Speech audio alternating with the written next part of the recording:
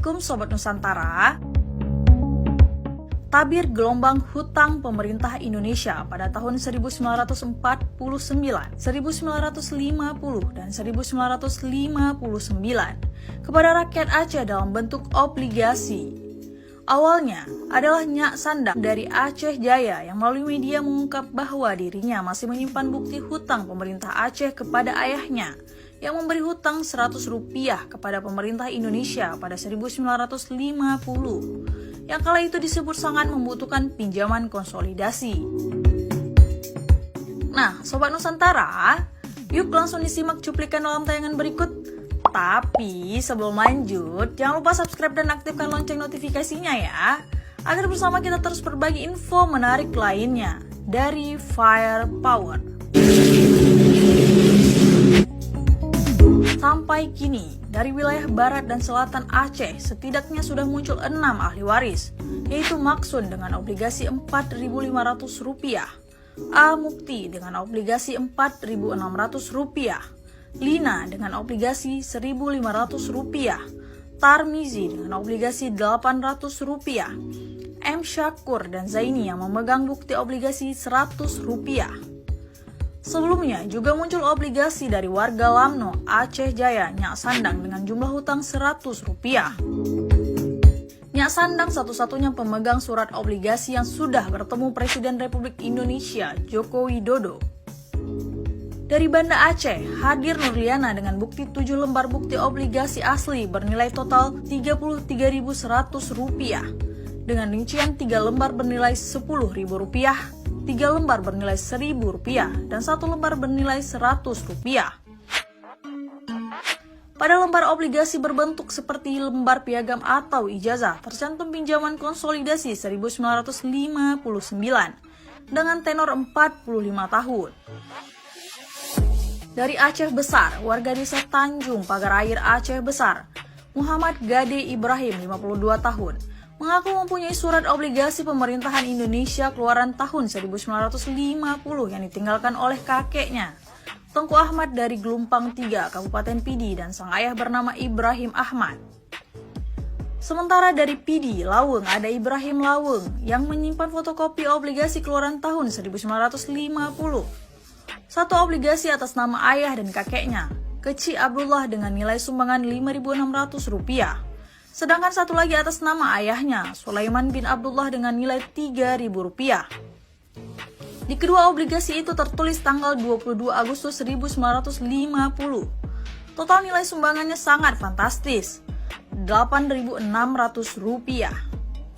Dari Aceh Tengah, dalam sebuah catatan berjudul Aceh Tengah merebut dan mempertahankan kemerdekaan Republik Indonesia yang ditulis oleh M. Arif Amiruddin dan Mahmud Ibrahim, mencatat ada gelombang pengumpulan dana yang disebut untuk keperluan pembelian pesawat Selawah RI 001 dan Selawah RI 002 melalui penjualan obligasi, dan itu terjadi selama 2 bulan pada Juni hingga Juli 1948. Disebutkan, kegiatan penggalangan dana masyarakat itu dilakukan oleh Gabungan Saudagar Aceh atau GASIDA, cabang Aceh Tengah yang dikoordinir oleh Toki Hasan Bandung, Abdul Wahab Sujud, Aman Jernih, Aman Yusuf, Abdul Wahab Aman Syekh Benu, Abdul Wahab Nurdin, dan diketuai oleh TM Ali Panglima Polim.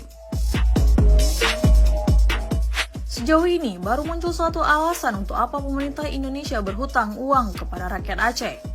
Alasan itu disebut untuk pembelian pesawat terbang, suatu alasan yang dalam konteks kekinian mirip dengan keperluan pemerintah Aceh, yang berharap mendapat anggaran dari APBA untuk keperluan pembelian 2 pesawat terbang, yang ternyata dicoret oleh tim Mendagri, atau yang oleh pemerintah Aceh disebut memilih untuk menunda setelah Gubernur Aceh menerima ragam masukan. Alasan berhutang kepada rakyat Aceh untuk pembelian pesawat wajar muncul karena selama ini banyak kisah yang dibentangkan seputar pidato Soekarno saat berkunjung ke Aceh pada Juni 1948. Pasca kemerdekaan, posisi kedaulatan Indonesia masih dalam ancaman Belanda. Melalui dukungan tentara sekutu, disebut Belanda masih berhasrat untuk kembali menguasai Indonesia. Tentu saja, pihak Indonesia tidak tinggal diam.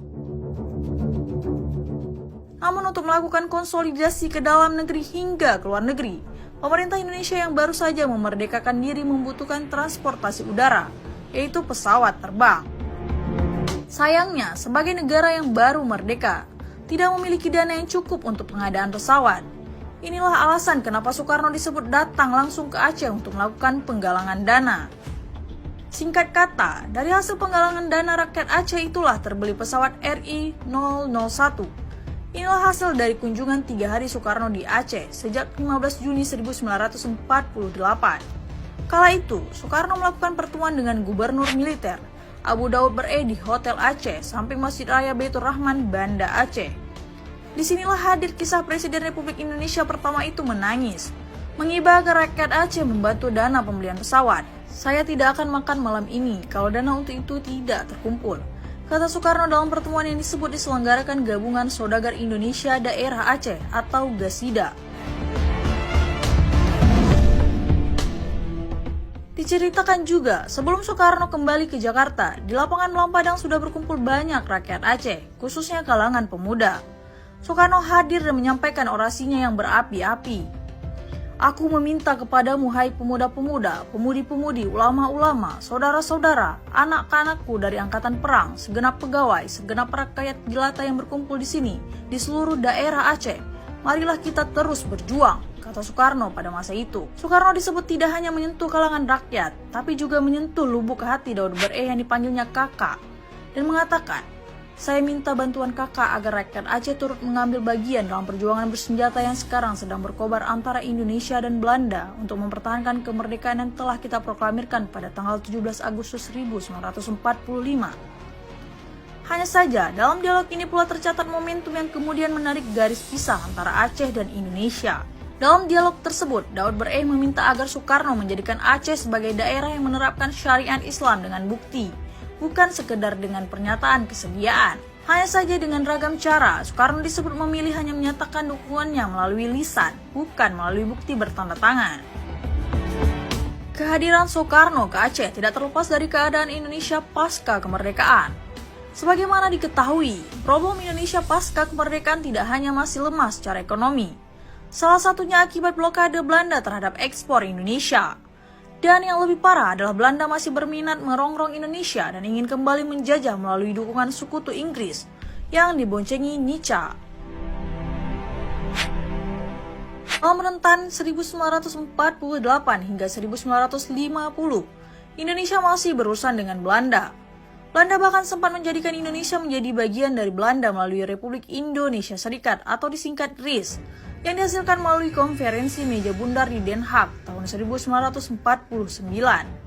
Posisi RIS akhirnya bisa dibubarkan. Salah satu alasan yang disebut karena pemerintah Indonesia masih memiliki wilayah, yaitu Aceh. Disinilah hadir sebutan Aceh sebagai daerah modal. Tanpa Aceh, maka nyaris tidak punya alasan bagi tuntutan membubarkan Republik Indonesia Serikat di bawah kontrol Belanda. Untuk diketahui, pasca perjanjian Renville pada tahun 1948, posisi Indonesia terkepung oleh daerah kekuasaan Belanda, kecuali Aceh dan Yogyakarta. Dalam sebuah catatan yang disebut wawancara dengan tokoh Aceh, M. Nur L. Ibrahim, disebutkan bahwa rakyat Aceh cukup banyak dukungannya kepada pemerintah Indonesia. Disebutkan, rakyat Aceh mengumpulkan straight dollar untuk biaya kantor perwakilan Indonesia di Singapura, untuk kedutaan besar RI di India, serta biaya untuk LN Palar, duta besar Indonesia pertama di PBB, pada tahun 1950 hingga 1953 di New York. Jumlah uang hasil dukungan rakyat Aceh diperkirakan sangat besar. M. Nur L. Ibrahim menyebut beberapa contoh. Selama Oktober hingga Desember 1949, terkumpul 500.000 straight dollar untuk keperluan pemerintah. Kemudian rakyat Aceh mengumpulkan lagi 5 kg emas untuk membeli obligasi pemerintah. Saat itu, pemerintah sudah nyaris bangkrut.